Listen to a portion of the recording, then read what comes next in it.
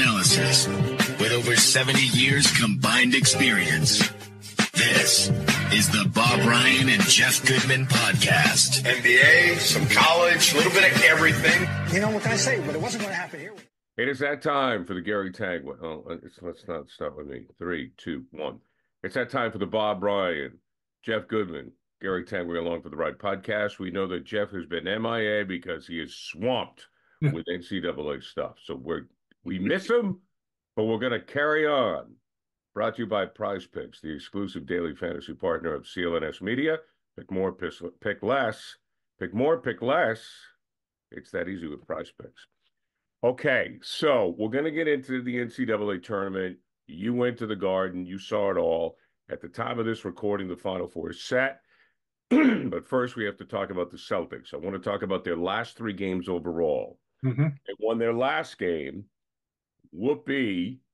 But then the Atlanta game, the first one, we talked about that. I mean, that was embarrassing.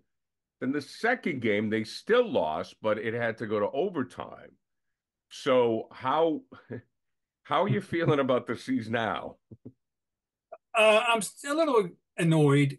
I'm not panicked. I'm annoyed. The things are correctable technically, but but get inside the heads. That's not technical. That's different. But the problem, not the problem. The ongoing issue seems to be, if we have one with this team, is their conduct at the end of close games. And, so often they don't have a close game. They won 3 games by 50, God knows, Right. But consider that their last, but 2 of their last 4 losses were close games in which they did not execute it as well as the other team at the end. And there's a lot of discussion. People even timed out that the one time Brown dribbled it 19 times and Tatum 23 or vice versa. It doesn't matter, but those are the 2 numbers that people counted for their dribbles before they launched unsuccessful shots to win games. So their conduct at the end of the game is under scrutiny by a lot of people, fans and media. And this is an ongoing issue, quite frankly. It's going to surface in the playoffs. They're going to have to execute at the end of games. They're not going to win every game by 20 points. So that's a concern. And the thing that I think myself is that you've got a team here that doesn't have to exclusively go to those guys. They have a well-balanced scoring weapon machinery there, and including a guy I'd like to see take some clutch shots, and that's Derek White. We know the Holiday can do it. And they've got a 7-3 guy that you can rely on to throw the ball into, who makes free throws, by the way, if he gets fouled. But that's the thing, is that these close games and the way they operate, and that's one issue. Second issue we'll get to is the offensive rebounding, or the rebounding where they get hurt on the offensive glass. And I thought very interesting. Joe Mazzulla addressed that, and we got some quotes we want to go over with him on that score about his explanation for that. So,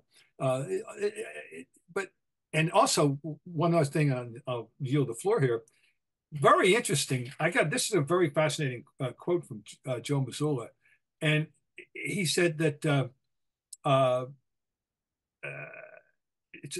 it's actually a good thing that that people are. He said the team should be, quote, flattered. This is Gary Washburn. He said the team should be flattered about the criticism because it means that the people are paying attention, I guess. I mean, the people should be flattered about the criticism. And he said, and it's not even about you have to stay positive, you just have to stay true. That's the most important thing. You can't fake positivity. So he's kind of shrugging it off in a sense, that, okay, people are upset with us, but we know what we're doing. Well, we'll see. Well, we'll see. Now, Drew Holiday was back on Thursday night. So I don't think we can underplay his absence enough. Okay. To your point, the way of the NBA, and it was even this way when Pierce played, Paul had to take the last shot. We've seen it time and time again. But you're right. There's 5 options, with this team. You've mentioned 2 of them. I mean, even Holiday doesn't care about taking the last shot, but this is what I feel. Holiday should be facilitating the last play, right? It should not be Brown or Tatum dribbling the ball into the floor. Facilitate the last play to give Brown or Tatum or Porzingis or White the best shot. And it's common sense. But, Bob, for the last 20 years in the NBA, that's not the way it's done. Yeah, well, it's ISO world, if that's what you're getting at. It is, I guess. Yes, you just said it in 2 words. I said it in 100. But yeah, and here's the deal: is it doesn't work for the Celtics. It does not work. What works is when Holiday runs the offense or they have movement. That's what works. When they do the ISO thing, it doesn't work. Well, once in a while, yes, but right, it's not the way to go. So that's the concern. And interesting. We addressed this a little bit last time, and it's interesting. The question arises is Joe using these games right now, all these games as testing, as experimental games. Sure.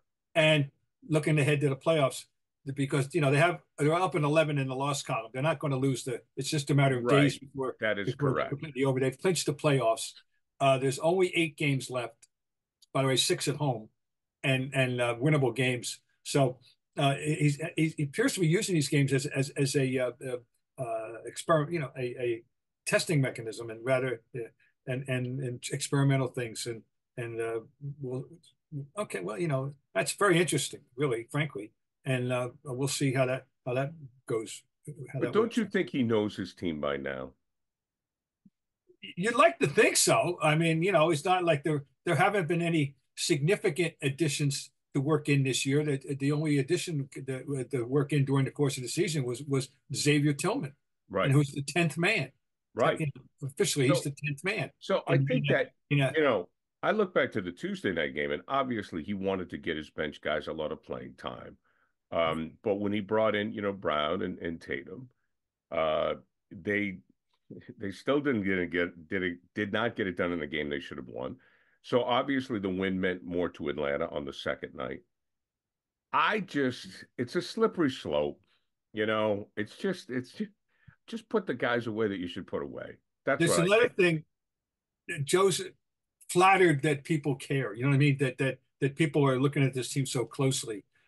Quite frankly, and he's regarding this scrutiny as a compliment.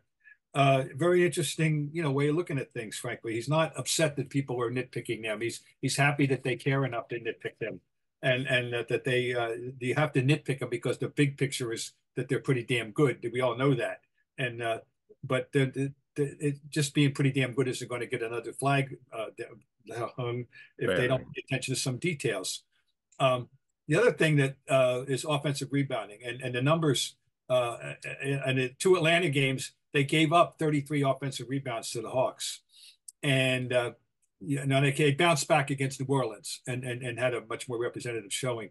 But he's got all this technical explanation of what's going on, and you have to really follow it very closely. He's talking about shift activity. Don't get caught up in no man's land, and your guy cuts behind you. You have to look at the route. It's hard to look at the box score. That just gives you the result, not the process, quote unquote. I was thinking about reading this, and of course, one of the things that people talk about is rebounding out of a zone is that you don't have your body on the guy automatically. Right. And he's just implying that that's the same thing with the nature of their own ability to switch on defense. And that. All right, I never heard that theory before. We'll applying it in that sense. We'll see, but he does make a very good point, because the Bob Ryan first rule of rebounding, very simple. Do you want the damn ball or don't you? Right. Go get the damn ball. I usually use another adjective, and that's number one. Then you talk positioning and you talk timing, and then last and least important is jumping, frankly. And so, but the number one is you want the ball or don't you? And he's saying the first, I was quote now from Joe Mazzulla. The first teaching point is to guard the ball better. The second teaching point is to be aware of shit down at the end. The third one is to go get the ball. There were 6 that we didn't go get the ball. This is the last game in Atlanta. You just have to get to the root and coach. Well, I think it's number 1. It's not number 3, but I see what he's saying. But believe me, the number 1 is you want the damn ball or don't you? Right. And go get the ball. They have had games where they have been the dominant. They've been the aggressor. They've won games in part because of aggressive offensive rebounding. It's not like they can't do it. I just hope that this is a point of emphasis when the big games start. I want to know that they are really that they want to cover that base very closely. That they want to make sure that they do the job on the defensive boards and don't get hurt on the offensive boards. And obviously against New Orleans, they were locked in. They played great defense. They, enough was enough, and right. They straightened things out. Finally, that's good. Good. And but let me ask you this, Bob, because I do want to get into the college stuff. Yeah. What's your gut telling you? What is Bob Ryan, Hall of Famer, 50 years on the beat? What is your gut telling you about this team in the playoffs? That they have to prove themselves. That I'm not convinced that they have the championship je ne sais quoi, the championship awareness, what it means, the detail, the desire to do all the little things. I believe they are the most talented, team in the league at every junction, 1 to 5, 1 to 6, 7, 8, 9, right down to 10 with Tillman. No, I wouldn't trade this roster technically for any other roster in the league. No, you're nothing. There's no other team I'd rather have technically. But, we know one team that has proven itself lately that does, and they don't have to have 10, and that's Denver. And they have to follow a blueprint of the Warriors in their glory years too, that pay attention to detail. I'm not convinced. I'm hopeful, but I'm not I'm reasonably confident that they'll, but they have to prove it. I'm sorry, they have to prove it, and they start with Tatum, and it starts with Tatum, and he has to play as well as he can play in these playoffs and play intelligently. But they don't need a talent infusion. They do not need anything technically. Although, the one place area of vulnerability has been at times this offensive rebounding that we talked about. I think with the team that they have, it's correctable. It's not like they don't have the bodies to get the job done. I think it's correct. So, but I think that I'm not making them the favorites. To me, Denver's the favorite until further notice. And they have something to prove. Football season may be over, but the action on the floor is heating up. Whether it's a tournament season or the fight for a playoff home court, there's no shortage of high-stakes basketball moments this time of year. Get in on the excitement with PrizePicks, America's #1 fantasy sports app, where you can turn your hoops knowledge into serious cash. Testing my skills on PrizePicks this season is the most exciting way to play daily fantasy sports. If you have the skills, you can turn $10 into $1,000 with just a few taps. PrizePicks is really simple to play, and I can make my picks and submit my entry in less than 60 seconds. Download the app today and use code CLNS for a first deposit match up to $100. Use the code CLNS for the first deposit match up to $100. Pick more, pick less. It's that easy. Okay, Bob, let's go to the NCAA tournament. First of all, I want to ask you about your experience watching the games in Boston. That it continues to be a good venue. The crowd was good. Obviously, I heard I had compliments from people that were covering it about the way it was run, complimenting BC, who are the host institution, the people that they hired to get the jobs done. Only good things. I have, so that's my impression. I was a fan up in the section 301. So I strictly spoke as a fan. My experience was very good with my daughter watching those games. The impression of the quality of play was uneven, and I do think that the Iowa State Illinois game was marred by the worst kind of college over officiating. I've said this for 30 years that every official at every level should have to pass a pass-fail quiz before every game he or she referees. And that question is, why am I here? And you are not here to demonstrate to us that you know every comma in the rule book. You are here to adjudicate the smooth flow of the game, no more, no less. And these officials have failed that very badly at times and at the Garden.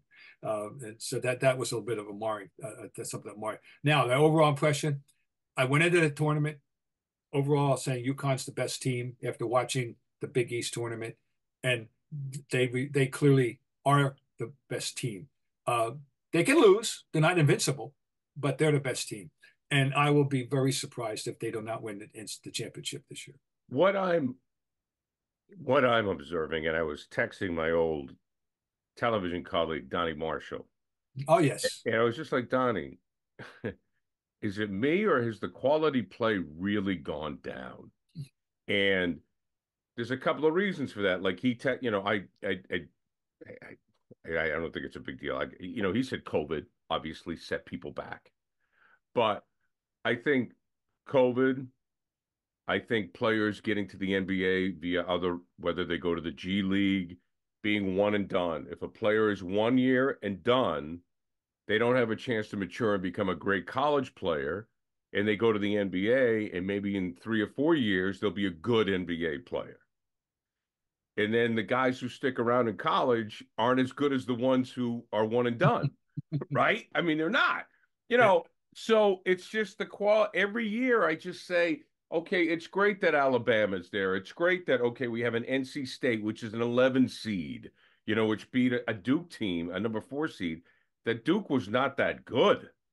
And I just go, the product is it's just not what it was. Yeah, I think I agree with you in general. Also, the fact with this, and it's only going to get worse because in terms of the continuity, the teams aren't TEAMs the way they should be. Right. Because the constant influx and turnover of personnel, the transfer portal issue, of course. So it's going to be a factor as you're trying to find a team that has been together for a while, and like the last great college team I loved that played together and they chose to stay in school is Florida. It is. And you know how long ago that was, folks? That was 2006-07, their second one. So that's how long ago we're talking here. That last great team. And you why they were a great team. It's because Joakim Noah and chose to come back. Right, in Horford. But he could have gone out. Right. And Corey Gaines did. And I think Al was a year younger. He was younger. But that was a last truly great college team. That was Florida back-to-backs. And there's the scant chance we'll ever see a team that good again because of the constant influx and turnover of personnel that we have everywhere. So that's part of it. But UConn, though, they're good. They're damn good. Well, enough of me bitching and moaning. Let's talk about they touch all the bases. So we're looking at like Purdue. I want to talk about the Purdue big guy. All right, because I can't figure. I'm trying to get a real read on it. Like he had 40 points in this 40 game. Today. Yeah, he had 40. So I'm like, where the hell did these come from?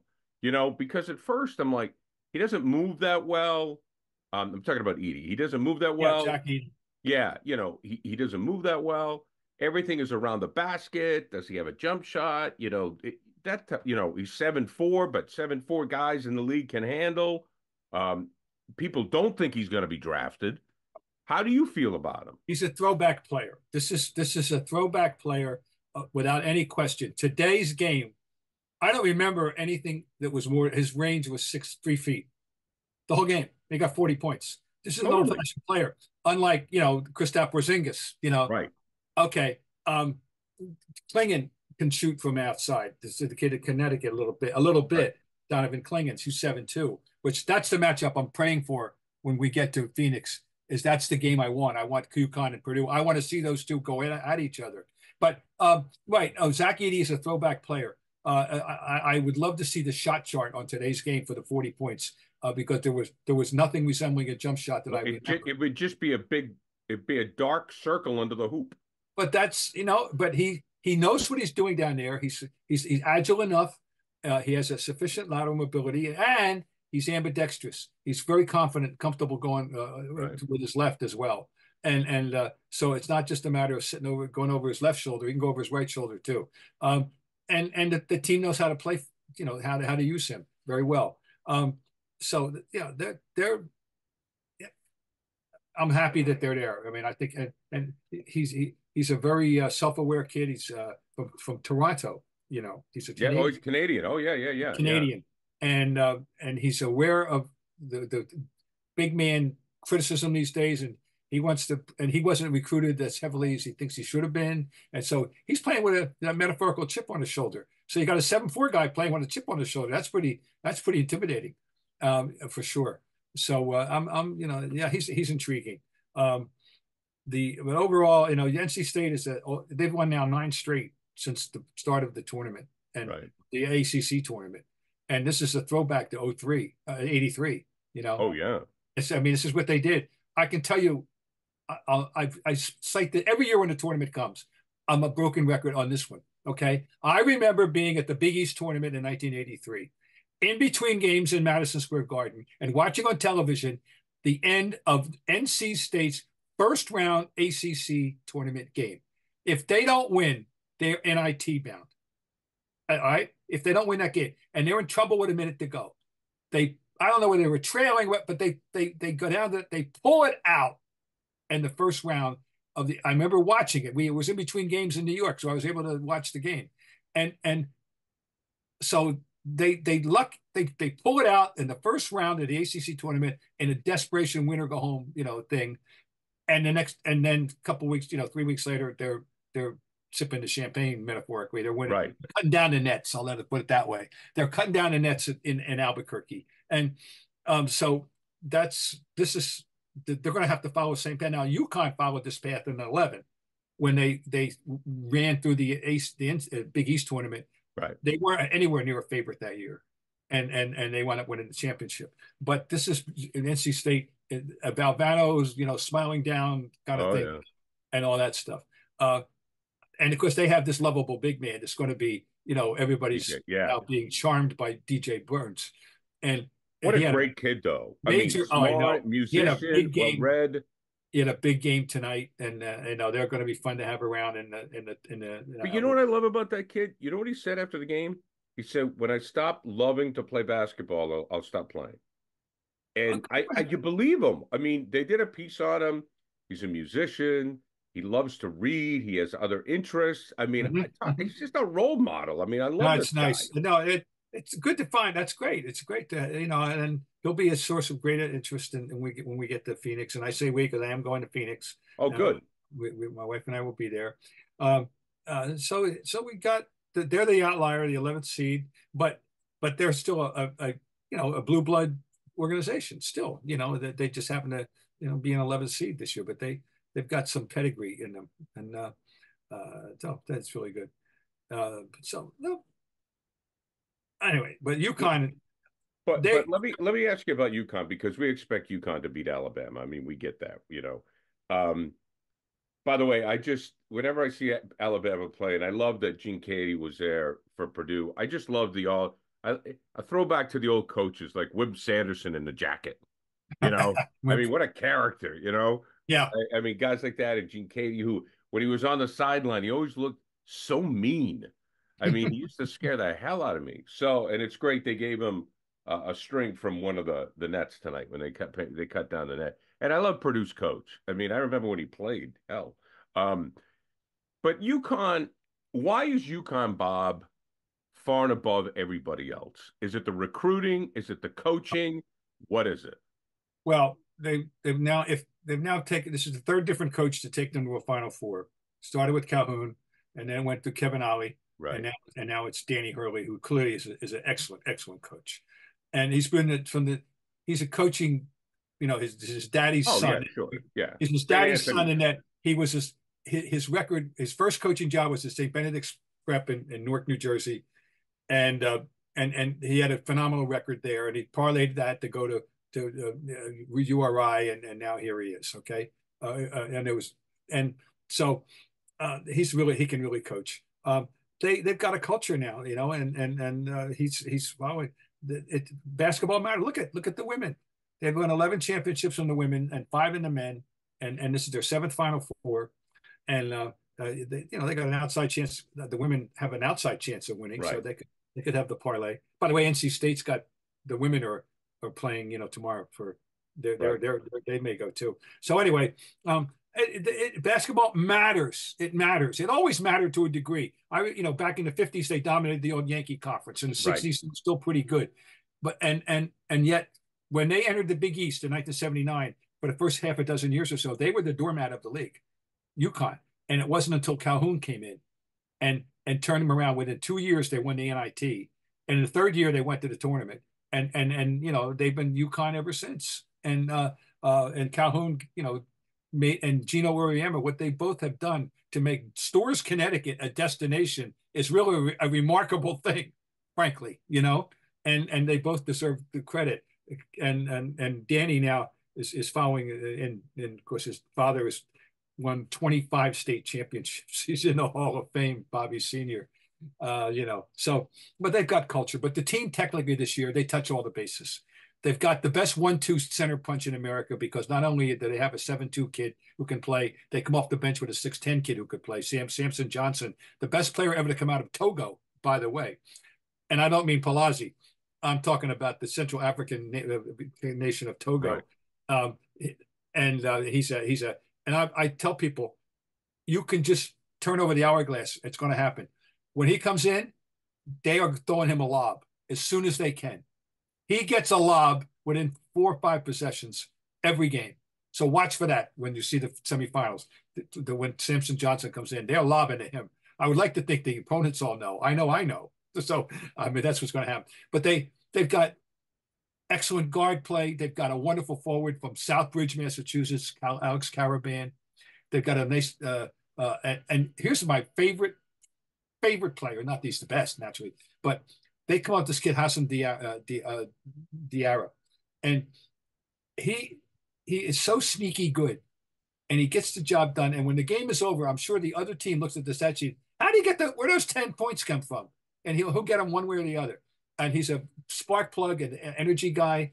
So they've got that going for him. They have everything going for them. They defend the hell out of it. They're the best team. They can have an off night, but how about a 30-0 run? I'm watching this game, and I knew they had a 25-0 run to start the second half. Yeah, I forgot about the 5 points at the end of the first half. Yeah, the score at the game, the final score was much closer. When have you ever seen at any level a 30-0 run? Oh no, they're dominant.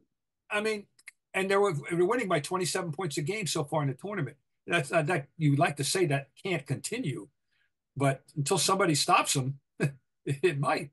But what a imagine being a UConn fan, and you got the men and the women, and once again, it's not the first time they didn't win it once.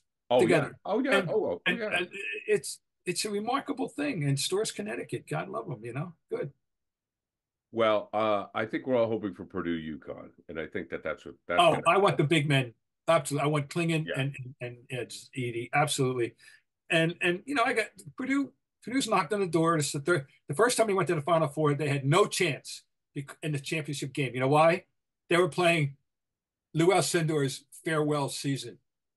And they got whacked. That was with Rick Mount, 1969. Yeah. And then in 1980, that was the Joe Barry Carroll team. That's right. Joe, yeah. And they deserved to be there, but they weren't good enough. And that was Louisville. And now they're back again. And they won the Big Ten. They've been consistently good. Gene Cady was a terrific coach, a Hall of Fame coach. It should be if he isn't. I'm not sure if he is or not. But Gene Cady, and they basketball matters there, football matters there, sports matter there. Was that 80 Louisville team? Obviously, that was Denny Crum. Was that Dr. Duncanstein and Darryl Griffin? Yes, it was. Right. That was the team. Yeah. And that was the year that UCLA got there with Larry Brown, and they were reported. That was a 48-team tournament, and they were reportedly, but no one could prove it, the 48th team invited.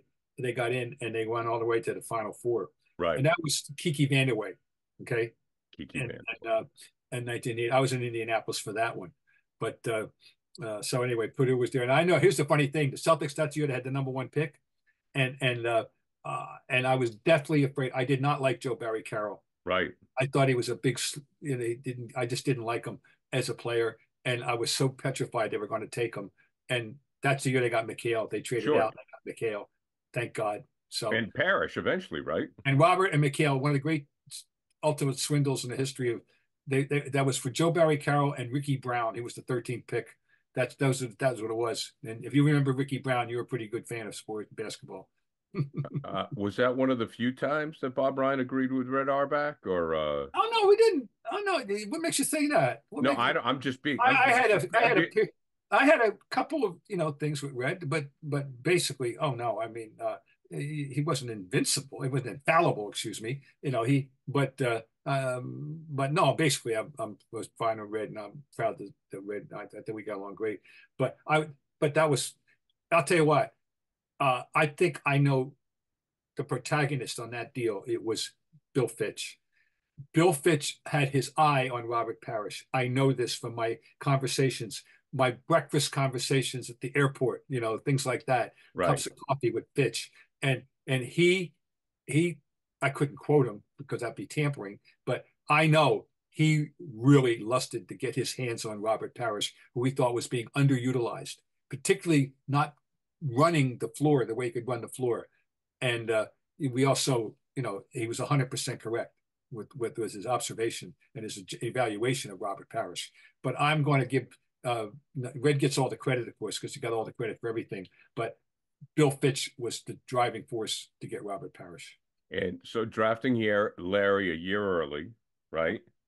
And yes, then making this deal. Yes. Oh yeah. Well, drafting Larry. Here's the other thing we'll never know. And I never asked Red specifically, and he might have resented it. Then again, he might have laughed at me. I don't know what he would have said. But they had 2 picks that year. They had 6 and 8, and Larry was number 6, and number 8 they took Freeman Williams.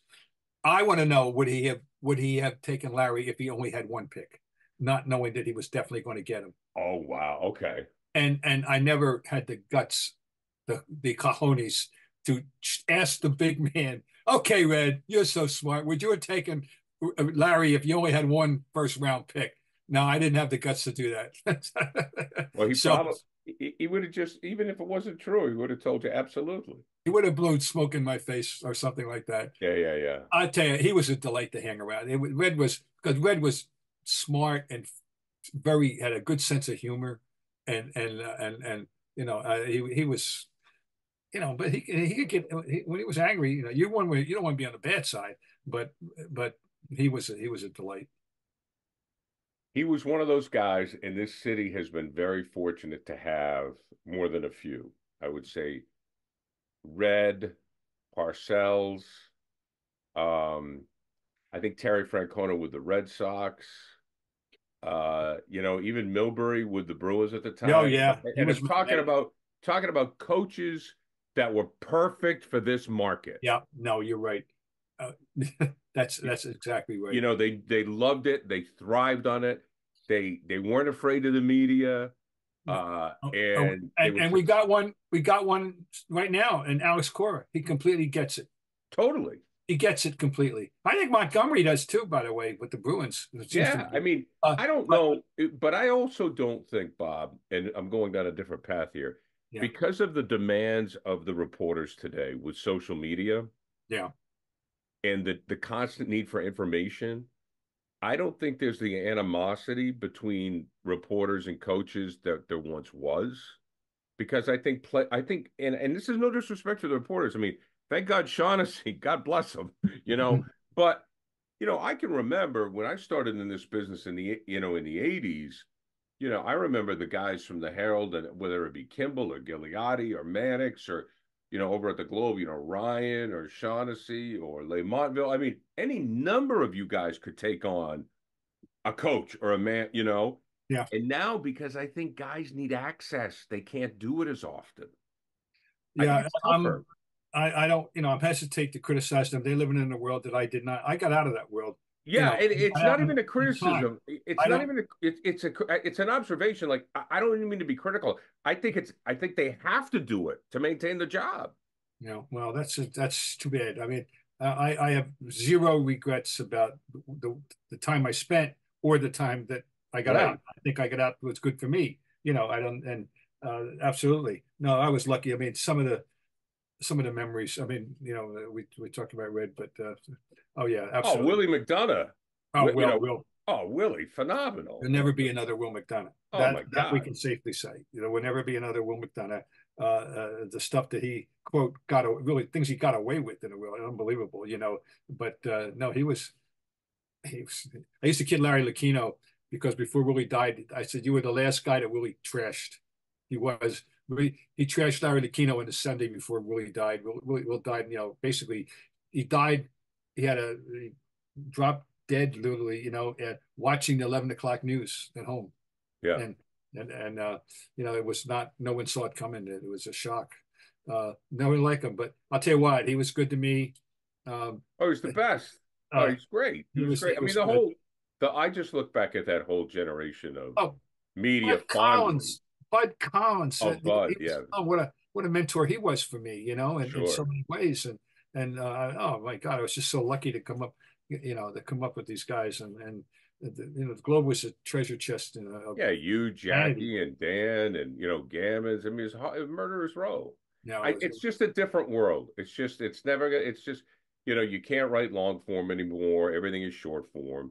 I mean, I know you do, but and game stories are on Twitter. People don't know that it's, and I'm, that's what I took the most pride in of anything that I ever did, including the 24 years of writing the columns was game stories, on deadline, in those days you couldn't, people used them. They not every game wasn't on TV. The way it is now. There might be, if the Celtics in the 80s, there might be 50 games out of 82, okay. But now it's 82 out of 82. Oh, yeah. And it's just different in the world and people are, they're consuming things on their phone immediately. And why they're taking advantage of the modern technology. I do it myself every night. I'm watching, I'm keeping up with stuff, I'm trying to keep up with stuff. It's just, but like, I remember, you'd read a Gammons game story or a Ryan game story, or even Borges, or, Willie wasn't really doing it when I came, he was obviously a columnist, but, your presence in the game story, well, like you knew who was writing it. You could hear the voice of the person. Yeah. You could hear the Ryan voice, the staccato, where Gammons was probably a little more dramatic, where Bob was more like you wrote the way you spoke. Anyways, enough of memory lane. One thing we got to point out, so we're on a Sunday evening here.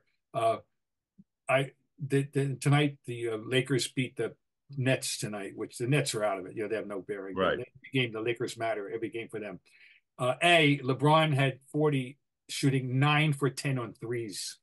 So don't forget, he's still alive and kicking, folks. In case anybody wants to know. Okay. And number 2. The Nets they started the game going scoreless for the first 6 minutes and 21 seconds. Oh my God! Before they scored a point. All right, brutal. And one more interesting tidbit of this game, apropos of just because the Lakers won the game. They won the game 116-104 with 2 bench points. Wow. Gabe Vincent had 2.